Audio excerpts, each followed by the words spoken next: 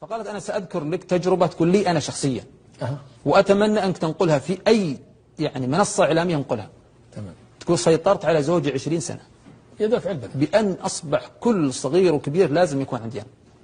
لدرجة تقول أنا كنت أتعمد أناقضه لأجل أبين أني أنا شخصيتي أقوى، حتى انسحب الزوج من الحياة.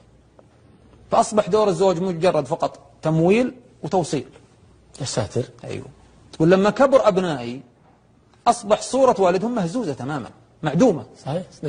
وأنا امرأة ما استطعت أن أتابع المراهقين، فلا قيمة للأب ولا احترام للأم. يا ساتر. فتقول والله هذه تجربتي أنا مع أبنائي، وأتمنى أن توصل أن أي امرأة تريد أن تتحكم في أدوار الرجل ستخسر في النهاية. يدافع البلد. وهذا شيء حقيقي، وهذه سمة الزوجة المتمردة، وهذه المتسلطة. Women will spend years changing her man and then wonder what the hell happened to the guy that she fell in love with. And they inadvertently do this stuff. This is just part of female nature. It can take quite a few years. And a lot of the times you don't notice it happening, if I'm being honest.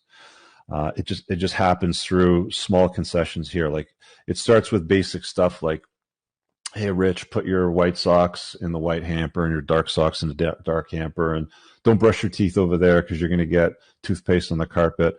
And like, small things like this here and there, whereas, in the past previously, you just kind of threw your laundry wherever you felt like it, and you'd walk all over the house without any clothes on, brushing your teeth wherever the hell you wanted because you're a man and your entire house is your castle. And then all of a sudden, you start to get all these restrictions and limitations and boundaries put around your life. And as you comply with each one of them, you start going through the process of betatization through 1,000 concessions.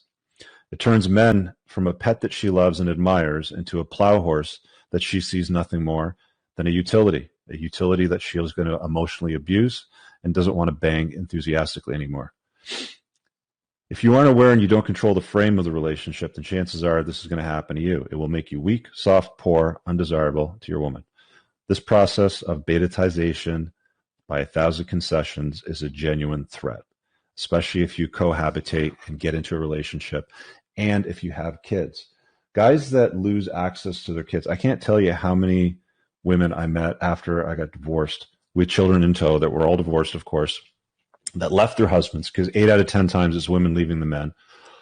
And the lack of contact the father has with his own children, the amount of money he flows to her, the amount of bitching that you got to listen to about that, all because she deemed the guy as a beta. And I've seen some of these guys, right? Like you see them, like, the younger photos where they have like the barbed wire like around their biceps sort of thing. Like they were dudes at one point, many of these guys. But a lot of men go through this process in a marriage. And if you're not managing the frame, and this is where frame really matters quite a bit. A lot of people go, what's frame, Rich? What is this whole frame thing? In every relationship, one person enters the other's frame. Okay? The man enters her frame or she enters his frame. Happens all the time. Sometimes it's back and forth, right? But at the end of the day, if she's not operating in your frame and you're operating in her frame, you will go through betatization through 1,000 concessions. This is where the risks start to, become problematic. If you get divorced, you lose custody of your kids. You might only see them every other weekend and like a Wednesday night for dinner. My lawyer calls that the screw over daddy deal. These things will happen to beta men more often than alpha men. Women don't divorce alpha guys. They don't run off and start banging somebody else or hanging out with Kevin from sales